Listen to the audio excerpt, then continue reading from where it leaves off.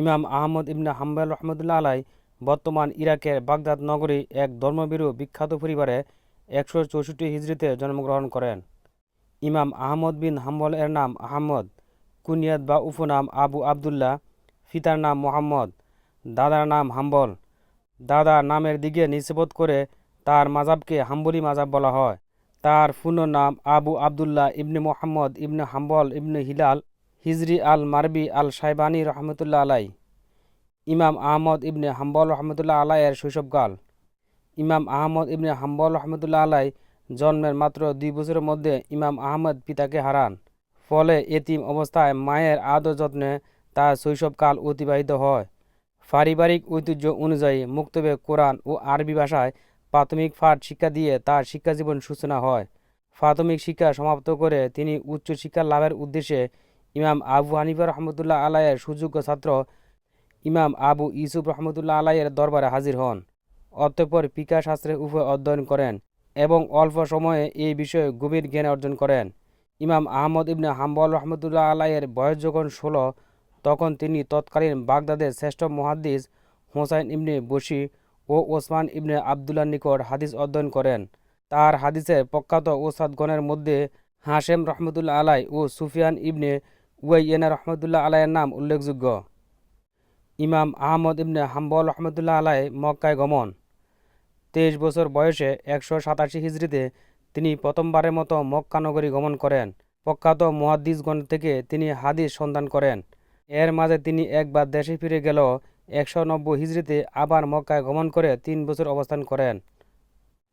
মক্কা হতে প্রত্যাবর্তন করে তিনি প্রথমে বসরা, পরে হেজাজ, কুফা ও ইয়ামান গমন করেন। ইয়েমেনের প্রখ্যাত মুহাদ্দিস আব্দুর রাজ্জাকের নিকট হতে হাদিসের দাস গ্রহণ করেন।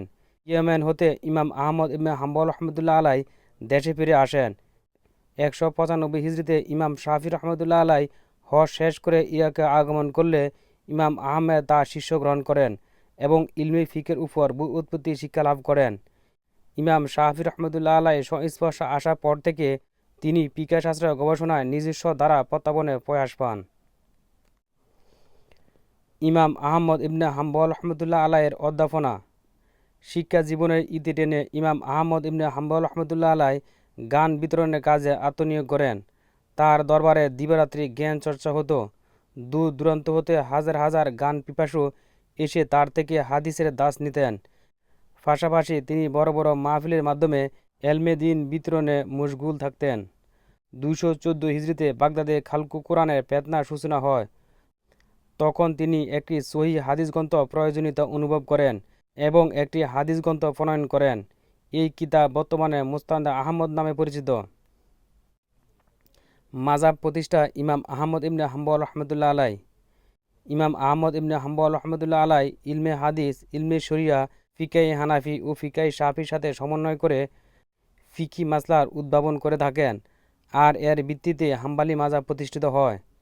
এই মাজাবের পরবর্তী ইমাম আহমেদের উসুল অনুসরণ করে চলে। ইমাম আহমেদের বিশেষত্ব হচ্ছে তিনি 10 লক্ষ হাদিসের হাফিজ ছিলেন এবং তিনি যে সকল হাদিসের সনদ মুখস্থ করেছেন এবং হাদিসের মান নির্ণয় করতে পারতেন।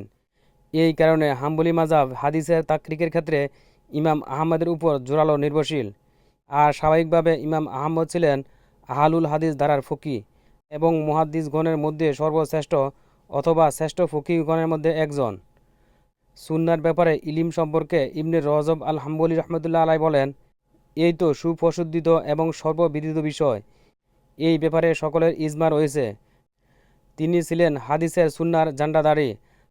তার সময় রাসূল সাল্লাল্লাহু আলাইহি ওয়াসাল্লামের হাদিস এবং সাহাবা তাবিঈনের বক্তব্যের ব্যাপারে তিনি ছিলেন সবচেয়ে বেশি অবগত।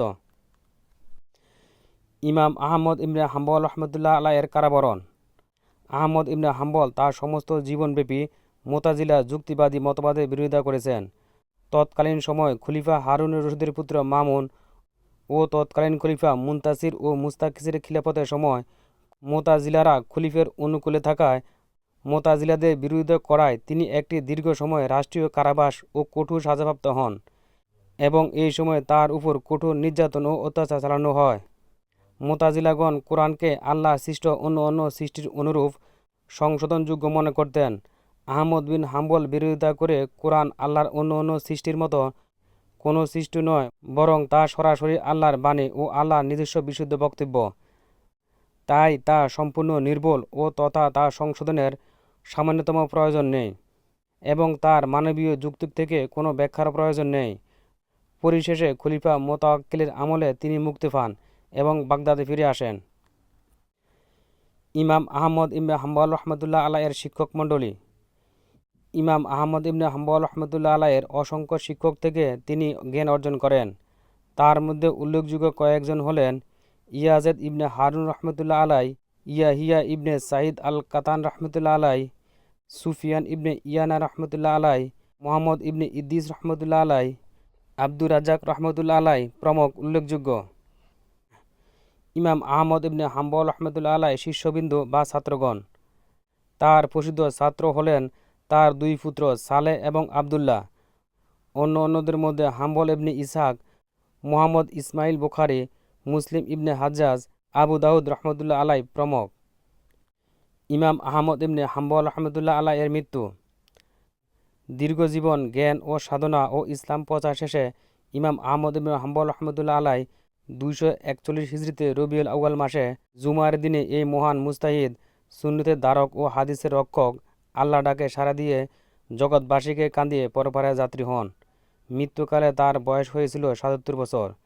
তার মৃত্যুতে মানুষের এত ভিড় হয়েছিল যে রাজপথ সব বন্ধ হয়ে গিয়েছে। খলিফা তার জন্য কাফন কাপড় পাঠালে ইমামের ছেলেরা তা গ্রহণ করতে অস্বীকার করেন, কেননা ইমাম আহমদ জীবনদশায় খলিফা কোনো কিছু গ্রহণ করতেন না, বরং তার ছেলেরা একটি কাপড়ের ব্যবস্থা করেন যা ইমাম সাহেবের বাড়ি চাকরানি পূরণ করেছিলেন। তার জানাজায় বিপুল সংখ্যক লোকের সমাগত হয়েছিল বিদায় একাধিকবার তার জানাজা অনুষ্ঠিত হয়। বাগদাদে তাকে সমাহিত করা হয়। ইমাম আহমদ ইবনে হাম্বল রহমতুল্লাহ আলাইহির একটি সেরা উক্তি। ইমাম আহমদ ইবনে হাম্বল রহমতুল্লাহ আলাইহি বলতেন, তোমরা অন্ধ অনুসরণ করো না। এমনকি ইমাম মালিক, ইমাম শাফি, ইমাম হানাফি, সাওরি তাদেরকেও না, বরং তারা যেখান থেকে সমাধান নিয়েছে তুমি সেখান থেকে যাচাই বা প্রমাণ করে নাও। আজ এই পর্যন্তই। পরবর্তী দেখা হবে কোনো এক মহান মানুষের জীবন নিয়ে। সবাই ভালো থাকবেন। আল্লাহ হাফেজ।